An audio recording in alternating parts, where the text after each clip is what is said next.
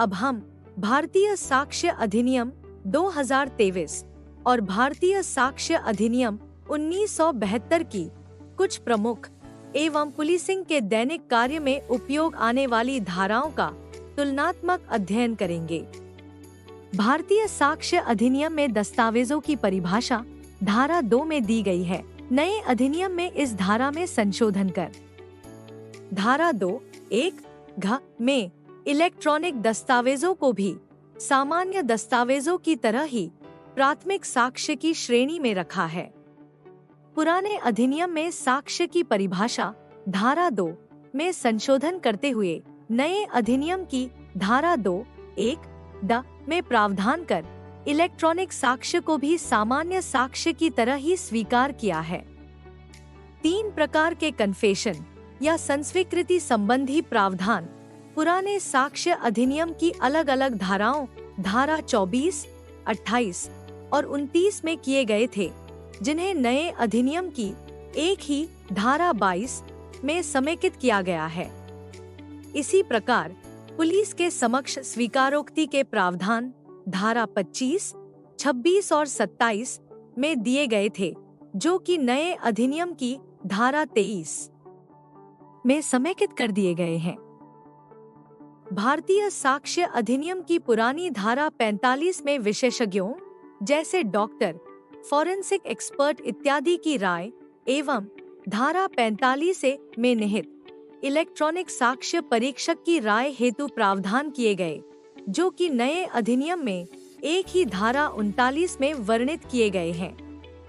इसी प्रकार हस्तलेख अर्थात हैंड राइटिंग एक्सपर्ट की राय की सुसंगति पुराने अधिनियम में धारा 47 तथा ई सिग्नेचर अर्थात इलेक्ट्रॉनिक हस्ताक्षर के बारे में राय की सुसंगति धारा 47(a) में वर्णित थी, जो कि नए अधिनियम की धारा 41 में समाहित की गई है।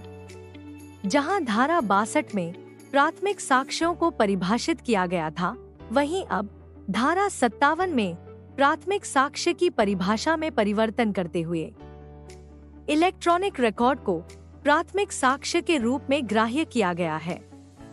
द्वितीयक साक्ष्य अर्थात प्राथमिक साक्ष्यों की पुष्टि या अनुशंसा करने वाले साक्ष्यों को पुराने अधिनियम की धारा 63 के स्थान पर नए अधिनियम की धारा 58 में परिभाषित कर उनके संबंध में उपबंध लेख किए गए हैं। इलेक्ट्रॉनिक साक्ष्य और अभिलेख से संबंधित साक्ष्य के बारे में विशेष प्रावधान धारा 65(a) में किए गए थे, जो कि अब नए अधिनियम की धारा 62 में है। न्यायालय में इलेक्ट्रॉनिक साक्ष्य प्रस्तुति एवं प्रमाणिकता हेतु धारा 65(b) में इलेक्ट्रॉनिक अभिलेखों की ग्राह्यता का प्रमाण पत्र प्रस्तुत किया जाता रहा है। अब इसकी धारा परिवर्तित कर धारा 63 कर दी गई है। धारा 74 में लोक दस्तावेजों को और धारा 75 में प्राइवेट दस्तावेजों के संबंध में उपबंध दिए गए थे। अब इन दोनों के संबंध में एक ही धारा 74 में प्रावधान कर दिए गए हैं। सूचक प्रश्नों से बंधित धाराएं जैसे धारा 141 सूचक प्रश्न, धारा 142 सूचक प्रश्न कब नहीं पूछना और धारा 143 सूचक प्रश्न कब पूछना को अब नए अधिनियम की धारा 146 में एक साथ शामिल कर उपबंधित किया है। याद रहे, पुलिस कर्मियों से अपेक्षा है कि यहाँ बताए गए कानूनी प्रावधानों के अतिरिक्त भी वे नए अधिनियम का विस्तृत अध्ययन करें, ताकि किसी भी प्रकार की त्रुटि होने की आशंका न रहे।